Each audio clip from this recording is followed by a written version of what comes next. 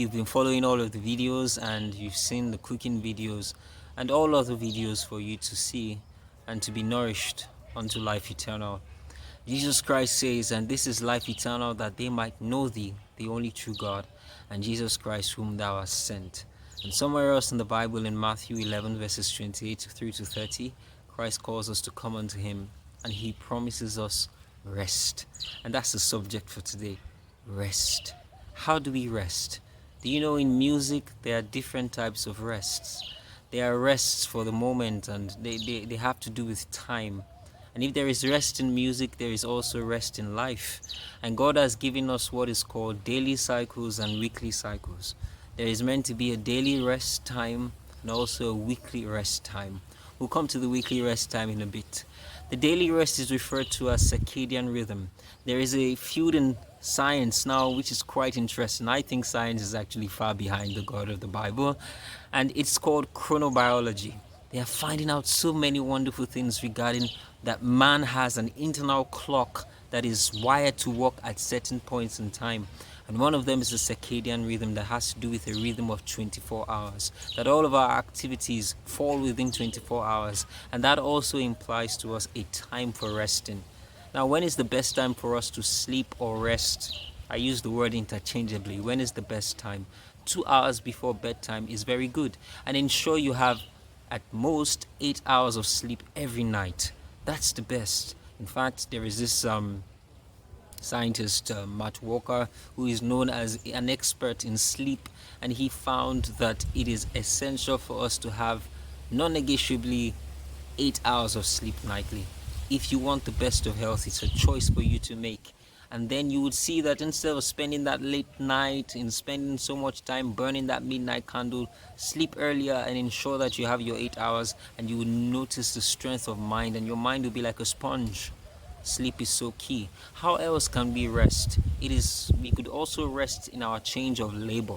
Maybe you've been so busy doing a lot of mental work, you're probably preparing for an exam or something, and you study and study. Now, when we spend so much time studying, there's a lot of concentration of blood in the brain. But when you switch your activity to maybe something like maybe you go walking, you take a quick run, or you walk in the garden, or you do something that would exert the muscles of your body, that would redirect the concentration of blood from your brain to other parts of your body, and it would equalize and bring about rest in the entire body. So wonderful. So change of activity is a type of rest. What about the weekly rest? Now this is a few just coming out. I don't know so much about it, but they call it Seca Septa. I can tell you what is in the Bible. God tells us in the Bible in Exodus chapter 20, verses 8 through to 11, remember the Sabbath day to keep it holy. 6 days shalt thou labor and do all thy work. But what?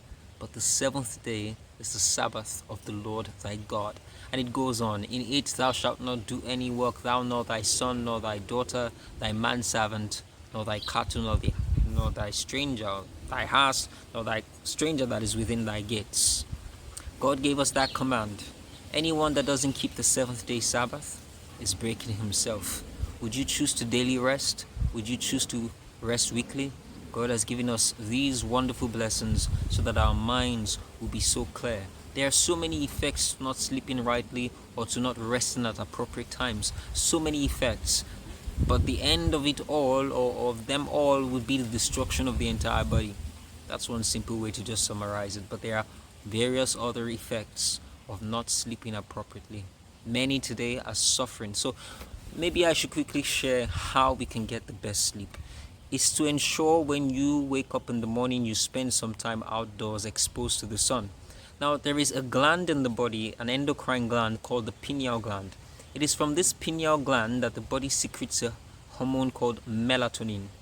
And without melatonin, we would not be able to rest well at night. So if you are not exposed to sunshine, melatonin production would be low to induce sleep at evening. So dear friend, please, when you are waking, have a morning devotion or something, seek the face of God, come out. If you are working in an office, try to find some time to come out to have some sunshine so that your sleep would be guaranteed night engage in some activities. When you exercise, that you'll be able to have time to rest. The Bible tells us in the book of Ecclesiastes, it says, the sleep of a laboring man is sweet. Now, this is not just the man sitting down typing on his computer. This is the man walking with his arms. He's moving, he's walking, he's doing some woodwork.